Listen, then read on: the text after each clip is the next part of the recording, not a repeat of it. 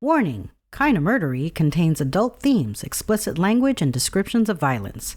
It is not suitable for anyone, and we recommend you stop listening now.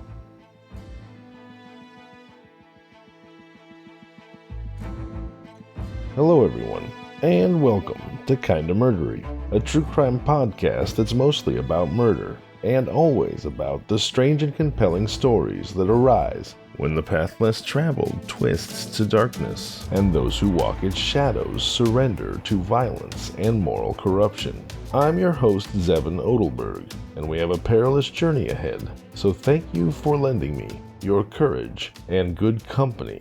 Today's episode is entitled Real-Life Lycanthropes, the Savage Werewolf Murder of Bradford Jackson. Now, I've always had a rule of my own, which goes something like this. When disparate cultures that did not encounter each other all seem to believe in the same mythical creature, and then when they go so far as to describe that creature in the same way, then it's a myth worth revisiting. Dragons immediately spring to mind. Medieval Britain has St. George and the Dragon, and of course dragons feature prominently in both ancient and modern Chinese and other Asian cultures. Western and Eastern dragons differ in that Western dragons tend to be imagined as evil or adversarial, while Eastern dragons are generally benevolent. However, while there is a key difference in the presumed nature of dragons, it should be noted that the appearance of dragons is described almost identically. They are large, winged reptiles, but it's virtually academically and historically impossible that ancient Britons encountered ancient Asian peoples. And yet, we have all this commonality in the existence and appearance of dragons. So, all of these people who never met each other must have all met the same sorts of dragons, right? So, what were they? Did a few pterodactyls survive the meteor? If these different and separate cultures all describe this supposedly imaginary beast in the same way, it must have real roots, right? There's another mythical creature that has more direct bearing on today's story, and also, like dragons, seems to have various characteristics in common across many different cultures and legends. And that is, of course, the werewolf. Now today I'm going to be telling you about a werewolf murder from 2018, specifically the murder of 65-year-old Bradford Jackson from Alexandria, Virginia, at the hands of 34-year-old New Jersey native Pankaj Bhasin. But before we get to the murder story, I'd like to pose you two sets of questions, which you can consider, one before the murder and one after. And those questions are, what is a werewolf really? What do the legends say, and what do they have in common? And where among all the mythology does the actual non-magical truth reside? And question set number two, ponder this. What is the purpose of the justice system and incarceration in particular? Is it a deterrent? Is it a punishment? Is it protection? By which I mean public safety, the imperative or right of society to protect its citizens from real and present danger. Is it rehabilitation? Now, I'd imagine that most people believe that it's some combination of all four, and that each person likely puts a different weight or moral imperative to each of those four qualities, depending on their own beliefs and priorities. So, as you hear about the werewolf murder of Bradford Jackson, ask yourself, which of these four objectives, I'd even go so far as to call them obligations, do you find to be the most important? Deterrent, punishment, protection, or rehabilitation? And where do you think that the state of Virginia succeeded or failed in carrying out those objectives or obligations? Now, before we get to the actual murder, I'm going to spend a little time talking about werewolf legends, because there are elements of the 2018 werewolf murder that are consistent with werewolf legend. And werewolf legend is so ancient and pervasive that an absolutely massive chunk of human history, more than 4,000 years in fact, from before the Great Flood as described in the Bible all the way up until today, most of us assume that werewolves are pure fantasy. But might it instead be true that werewolves really do walk among us? Some believe that the first mention of werewolves in human society dates back to the earliest surviving notable work of literature, the Epic of Gilgamesh, carved into a clay tablet and dating all the way back to pre-deluge, that's antediluvian, pre-biblical flood, and that is old, back to sometime around 2100 BC in Mesopotamia, known today as Iraq. In the Epic of Gilgamesh, the god king Gilgamesh, who is believed to have ruled around 2600 BC, spurns a potential lover, the fertility goddess Ishtar, because When she grew bored of her previous paramour, Ishtar turned the poor boy into a wolf, and he was immediately ripped to shreds by his own hounds. So yeah, if you thought getting broken up with by text was bad, hey, at least you weren't turned into a wolf and then ripped to shreds by your own dogs. So this horrible death may be the first mention of a man turning into a wolf in recorded history. Next up, we have the legend of King Lycoan. This is the man from whom the word lycanthropy is derived. A werewolf, or really any human who transforms into another animal, not necessarily a wolf, is called a lycanthrope. Now, King Lycoan, the ancient Greek ruler of the city of Arcadia, is said to have ruled sometime around 2300 BC, in the literal months and days before the Great Flood. And in fact, some myths say that Zeus flooded the world as punishment for Lycoan's evil. When Zeus visited Lycoan, Lycoan didn't believe Zeus was an omniscient god. He thought he was essentially a flim-flam man, a faker. So, Lycoan resolved to serve Zeus the flesh of a murdered Melosian male child for dinner. Lycoan reasoned that if Zeus were indeed omniscient and not just a charlatan, then he would know that the meat was human and not eat it. Zeus did know it was human meat, and he punished Lycoan by turning him into a wolf. And here we have another very early appearance of lycanthropy, or werewolfism, this time as a divine punishment for child murder and cannibalism. But hang on to that thought, for while the first mentions of werewolves may go all the way back to ancient Mesopotamia and Greece, if you're like me, you probably associate werewolves first and foremost with Europe. And of course today, I'm telling you a werewolf murder story from very recent 2018 in the United States. But before I do that, I've got to give you a quick greatest hits of some of the more famous historical werewolves in European history. In 1589, in the town of Bedburg in Germany, there lived a man named Peter Stubb, known as the Werewolf Farmer of Bedburg. The region had been laid waste during the Cologne War between Catholics and Protestants, and now citizens of the town of Bedburg were being killed, and rumors began to circulate about a wolf-like creature roaming around killing both people and livestock. Attempts were made for several years to capture and kill the monster with no success, until a group of men managed to track it and encircle it with their dogs. When the hunters closed in, they found not a wolf, but Peter Stubb. He was tortured and confessed to killing one man, 2 pregnant women, and 13 children. According to a pamphlet circulated in London the next year, he further told his captors that he had made a pact with the devil when he was 12 years old,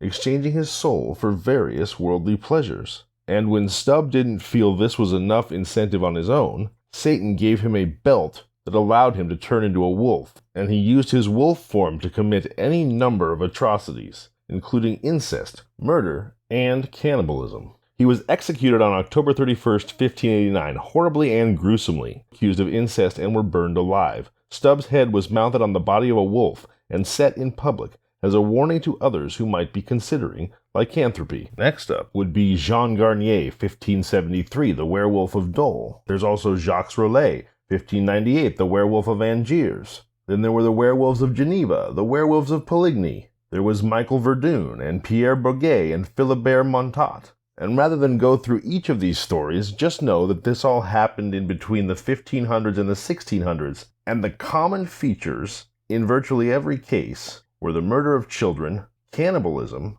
and some kind of substance or clothing that helped the offender turn into a werewolf. Often there was a magical salve acquired from Satan because, of course, deals with Satan were common to all these stories. As we had just heard, in the case of Peter Stubb, he had a magical belt, but generally it was either a magical ointment or magical ritualistic clothing, and sometimes the lack thereof, that was used to aid the transformation. So that's the European werewolf for you. Now let's move to North America. Now, medieval and Renaissance European werewolves were also sometimes referred to as skin changers, which made me immediately think of Native Americans, specifically Navajo, skinwalkers. Now, in Navajo culture, a skinwalker is a type of harmful witch who has the ability to turn into, possess, or disguise themselves as an animal, and in some cases, to kill and steal the skin of a human and then perfectly mimic that human. Now, this type of witch is called Yi Narulushi by the Navajo. This is just one of several types of Navajo witches, but it's considered the most volatile and dangerous. Interestingly, Yinadalushi are often depicted wearing a wolf or coyote head, or even fully transformed into a wolf. And after all, Yinadalushi translates to "it goes on all fours." Sounds quite a bit like a werewolf, doesn't it? And just as werewolves in Europe were described as practicing cannibalism and selling their souls to the devil, Native American skinwalkers are evil witches. And this type of Navajo witchcraft is known as witchery way, which uses human corpses in various ways, such as tools from the bones and concoctions that are used to curse, harm, or kill intended victims. Interestingly, for the Navajo people, witchcraft is just another part of their spirituality and one of their ways of life. And by ways, I mean a path that can be chosen. And as such, witchcraft has long been part of their culture, history, and traditions,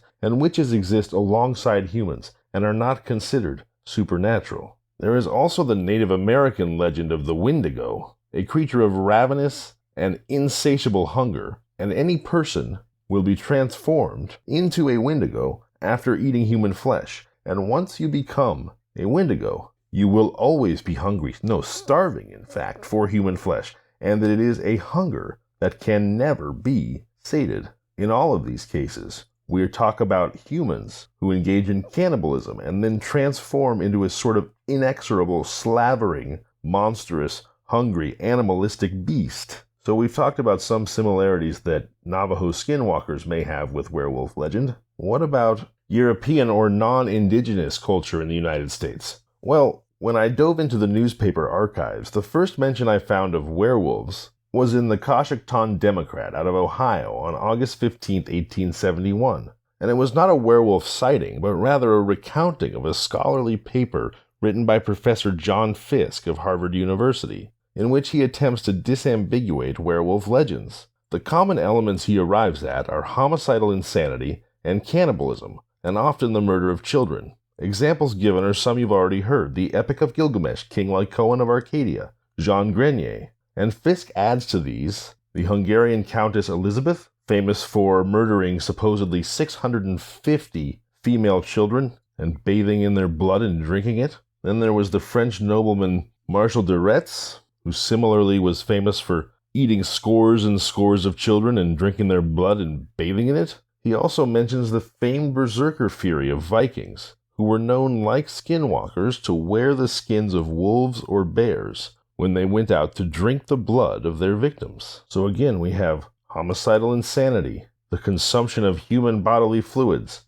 ritualistic clothing or lack thereof. Speaking of lack of clothing, since the savage werewolf murder of Bradford Jackson occurred in Alexandria, Virginia, I went back into the archives looking specifically for early American mention of werewolves in Virginia. And in that case, the earliest example of a werewolf that I could find was a British legend of a werewolf retold in the pages of the Richmond Times-Dispatch on July 2nd, 1888. And I won't tell you that whole story, but the key element that caught my attention there was that in this werewolf legend, when a man transformed into a werewolf, that transformation would go on for days at a time and not just on a single full moon night. But more notable was the fact that he would remove his clothing first and then become the wolf. And if his clothing were taken, as his unfaithful wife did in this legend, the man would then remain a werewolf until his clothing was returned to him.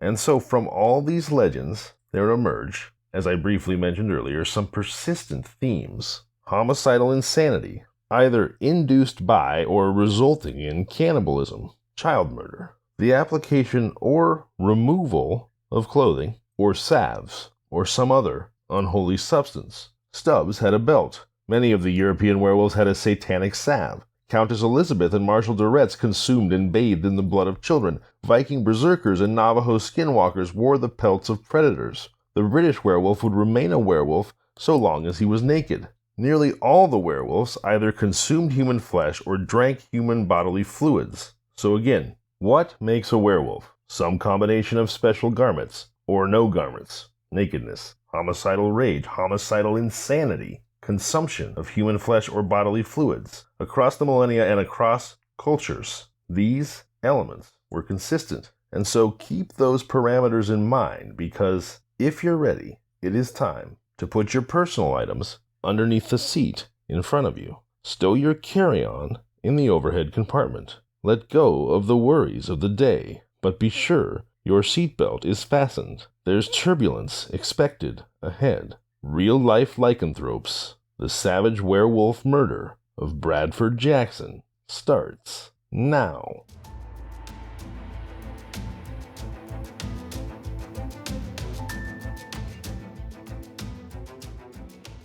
In 2018, 65-year-old Brad Jackson worked as a salesman at Window Universe on the busy King Street in Old Town Alexandria, Virginia. He could be seen daily riding his bike through town, and friends described him as very warm and non-confrontational. The nicest guy you've ever met in your life. He was known to open his home to people in need.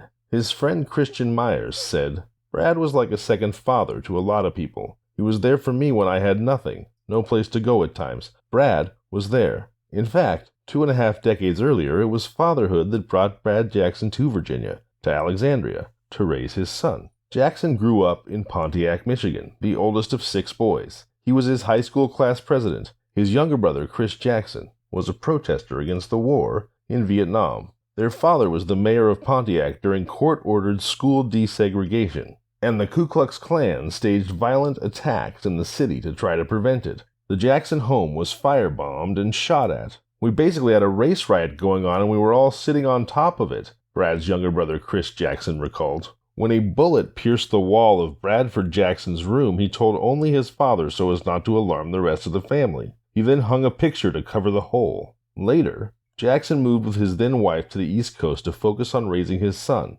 setting aside career ambitions and political activism. "He was a hopeless romantic," said his brother Chris. On July 13, 2018, Brad Jackson rode his bike to work. Previously, Jackson had worked on a Potomac River excursion boat called the Dandy, but now he was the manager at Window Universe, a window and siding store located on the 2nd floor at 1211 King Street in Alexandria. Friends knew Jackson as someone who was always happy, always smiling with an infectious laugh. That morning, Brad thought about his son Tyler, 24, a Marine. He was so proud of him, and so thankful he'd moved to Virginia all those years ago, so that he could be close to his son and raise him, and he loved it here anyway. It was a beautiful summer day in Alexandria, and all was right with the world. Of course, there was no way Brad Jackson could have known that just 3 days earlier, death had checked himself out of a New Jersey mental hospital and was currently driving the short 3.5 hours to Alexandria in the midst of a horrific psychotic break. A UPS driver testified that he went to drop off a package on July 13, 2018, and saw a man matching Death's description, kneeling on the floor, praying. Then the driver said Death ran out the 2nd floor business and jumped into a Mercedes parked on King Street. On that day, Death wore the face of 34-year-old New Jersey man Pankaj Bhasin. In fact, Bhasin's family would later reveal that less than a month earlier, in the midst of a separate psychotic break, Bhasin had believed himself to be none other than Yama, the Hindu god of death. As for the package the UPS driver was delivering, its recipient had this to say: "My landlord called me and said something happened on the 2nd floor," said Yuki Shimomura, a Ginza-trained sushi chef and owner of Nasime, a high-end Japanese restaurant located directly below Window Universe. "What I was informed," said Shimomura, "was that someone tried to steal my package, and the landlord tried to go there and something happened. I don't know what was delivered, but nothing valuable," continued Shimomura. When asked about what might have been in the package, he said, "Some detergent I use for my restaurant and printer paper? Really nothing valuable." 5 years later, authorities would know for certain that Shimomura's package had nothing to do with what happened next. And although Shimomura was obviously completely blameless, I'm sure it was nevertheless a relief to him that his package was not related to the crime in any way, because decent people often feel guilty even when they are innocent. Now, if you'll recall, the UPS driver said that Bhasin, that's Pankaj Bhasin, ran out of Window Universe and jumped into a Mercedes. Well, that Mercedes belonged to a mother and a daughter who were sitting in the car when Bhasin entered it, and they screamed at him to get out over and over before finally exiting the car themselves and using the key fob to lock it repeatedly until police arrived. Bradford Jackson was found dead. lying on the floor inside Window Universe. There was blood everywhere I looked, one police detective said. Jackson was found with cuts in his head, his neck, and his torso. A box cutter was found nearby. A dry erase marker was also believed to have been used in the attack. The marker's cap was found embedded. My God, how hard do you have to strike or shove to embed a dry erase marker cap into a body? But the marker's cap was found embedded in the victim's body, police said. The rest of the marker was found in the Mercedes, along with Jackson's killer, Pankaj Bhasin, who was naked and covered in blood. Bhasin had stabbed Bradford Jackson 53 times with the box cutter. 53 times. And if that wasn't enough, he had also broken Jackson's neck. Cause of death was both blunt force and sharp force trauma. Bhasin, who had once been a successful risk analyst, some irony there, before his severe mental illness began to manifest, had, in June of that same year, not even a month before, been hospitalized after attacking his own family, drinking gasoline and human urine, and claiming to be Yama, the Hindu god of death. A few short weeks later, he would check himself out of the mental hospital, drive to Alexandria, and murder Jackson, who was a total and complete stranger to Bhasin. At trial, Bhasin's own attorney said, there was no connection, there was no rhyme, there was no reason, it was totally random. Immediately following Jackson's gratuitously violent murder, Bhasin would tell police that Jackson had started to change into a werewolf in front of him, and that he had to kill Bradford Jackson to save 99% of the moon and the planets. At his first trial, Bhasin pled not guilty by reason of insanity. The trial ended in a hung jury, with most of the jury ready to acquit. Knowledge of this prompted prosecutors and the judge to accept Bhasin's second insanity plea in 2019. He was diagnosed with bipolar disorder and criminal insanity, avoiding jail time to instead be sent to the Northern Virginia Mental Health Institute. Now, you may have picked up on the fact that I sound angry, and I am. This case makes my blood boil. I tell an awful lot of awful stories, and I usually manage to avoid taking on too much dark emotion because of those stories, although it can be a little tough. And so, you might be a little surprised that I'm angry. I mean, you all know me, and part of my goal with Kinda Murdery and the Kinda Murdery community is to be mental health positive and do what little I can to normalize having mental health conversations. So, I might not be the first person you'd expect to get bent out of shape over an insanity plea. Well, here's why I'm bent out of shape. After spending less than 3 years in the mental hospital, Pankaj Bhasin was released in May of 2022. And then, in September of 2022, Alexandria, Virginia community members and friends of Bradford Jackson discovered Pankaj Bhasin's online dating profiles, where he described himself as an easygoing adventurer who believes in universal connection with all and loves to explore and try new things. And also, said his profile, he was getting back from 2 years of traveling. By 2 years of traveling, of course, he means 2 years of being committed to a mental hospital as criminally insane after committing an absolutely horrifically violent murder. Jackson's friends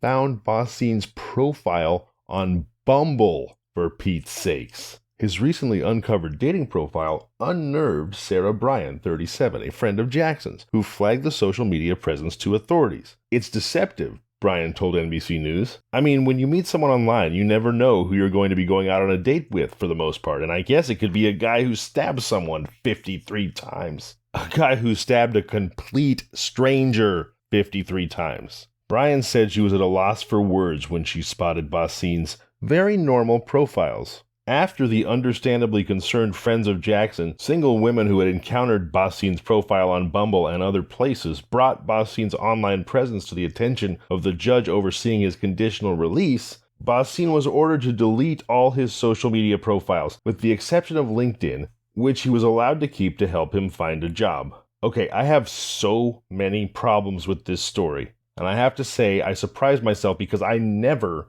find myself advocating for harsher treatment, if harsh is even the right word here, which I don't think it is, of the mentally ill. I never find myself advocating for stiffer sentencing, but I am so disgusted by this story. First off, prior to the murder of Jackson, less than a month after attacking his own family, claiming to be the god of death and drinking urine and gasoline, how was Bhasin able to check himself out of a mental institution? Next, as many of Jackson's friends have pointed out, if you can do something this horrific once, this level of horrible overkill, of beyond brutal murder of a complete stranger, if you can do that once, you can absolutely do it again. Sure, the court has ordered him to submit to drug testing, take his meds, and live near his parents who have to check in on him. But since we now know that off his meds, he turns into a brutal, stranger-murdering maniac, how in the world are we erring on the side of this monster's personal freedom? And yes, I said monster because that is what he is. It is unfair to the mentally ill to just call Pankaj Bhasin mentally ill and move on. 99.99999% of mentally ill people don't vacillate between being on meds and being fine and attacking their families and drinking piss and gasoline, then thinking they're the god of death and brutally murdering a damn stranger to whom they have no connection. And not only that, and here's where I get even more furious, not even 3 years, less than 3 years behind bars, less than 4 years since his crime, and he's ready to start dating again? I can hardly articulate the lack of remorse, the disgusting self-obsession and self-regard that reveals. If he was a halfway decent person, if he had a shred of actual guilt or decency about the complete horror that he'd made out of other people's lives, he would be terrified to date again, terrified that he might snap and horrifically murder someone else. And even worse, he might horrifically murder someone he cared about, not even just a complete stranger, someone he cared about, because caring about people,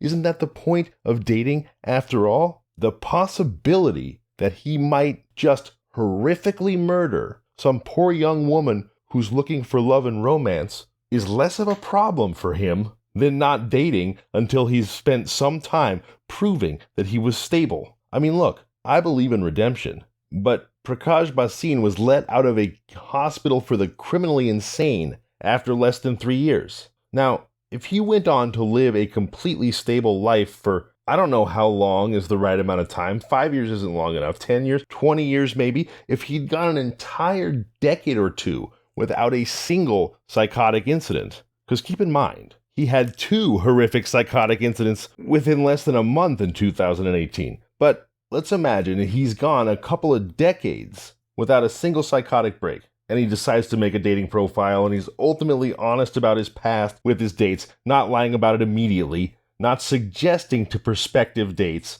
strangers, remember, he brutally murdered a stranger for no reason, not suggesting to hopeful strangers that his time spent hospitalized after a brutal murder was actually time spent as a, wealthy playboy jet-setting around the world. After all, who travels for 2 straight years except the idly rich? But like I said, if he's stable for a decade or two and then a dating profile appears after he's proven the ability to be responsible, maybe that's okay. But he was released in May of 2022, and his dating profiles were discovered in September. So if he had even been stable at all, he had been stable for 3 months, stable on his own, for 3 months at most. This just makes me furious. The absolute lack of any guilt or concern for anyone else's safety that this betrays is sickening. He's 3 months out of Arkham Asylum for the criminally insane after committing one of the most horrific murders I, as a true crime podcaster,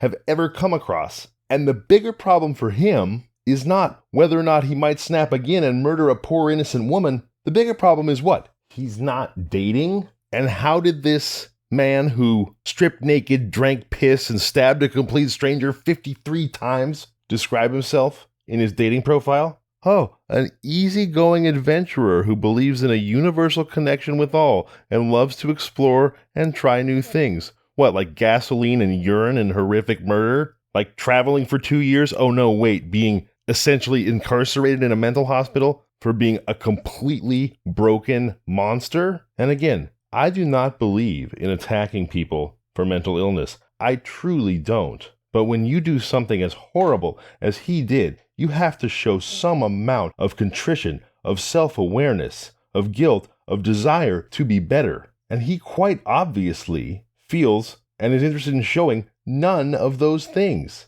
He went straight to lying, straight to selfish, As I said, having done what he did, any reasonably contrite person, any halfway decent person would be absolutely terrified that they might have another psychotic break and murder another poor innocent person. And what? Not Pankaj. Oh no. Pankaj Bhasin, what's he care about? Getting his damn dick wet. They should throw him in jail right now, because he clearly doesn't have enough of a moral compass to worry at all that he might kill someone else. And whoever let him out should be fired or at least not reelected. This is so infuriating. I mean, clearly, the very real possibility that he might kill again and that he might murder some innocent and hopeful woman just trying to find love, the possibility, even probability that he could commit the murder, Pankaj sees as less of a problem than him not dating again immediately. Which brings me to the other set of questions I asked you earlier. What is the purpose of the justice system and incarceration? Is it a deterrent,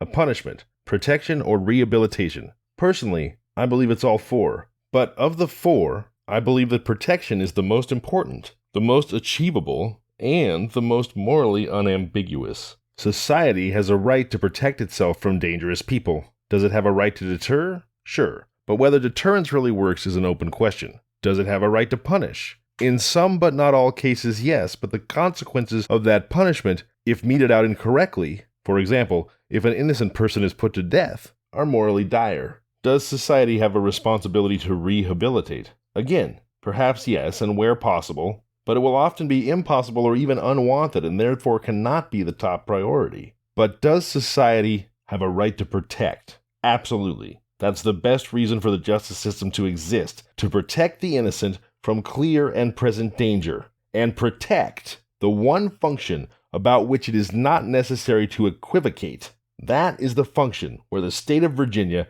has failed utterly in the case of Pankaj Bhasin. Finally, Bhasin thought he was killing a werewolf. But between Bhasin and Bradford Jackson, which one of them was naked, drinking urine, displaying berserker bloodlust, and homicidal insanity? That's right. Pankaj Bhasin wasn't killing a werewolf. Pankaj Bhasin is the werewolf. Bradford Jackson was murdered by a werewolf. If anyone hearing this wants justice for Bradford Jackson, reach out to me. KindaMurdery@gmail.com or 888-MURDERY, the Kinda Murdery hotline. This is gross. I want justice for Bradford Jackson. Reach out to me. I'll help. I'm Zevon Odelberg, and this has been Kinda Murdery. I'll see you Sunday, and if you've got a crazy story to tell me, remember, call the Kinda Murdery hotline. That's 888-MURDERY. 888-MURDER, the letter Y.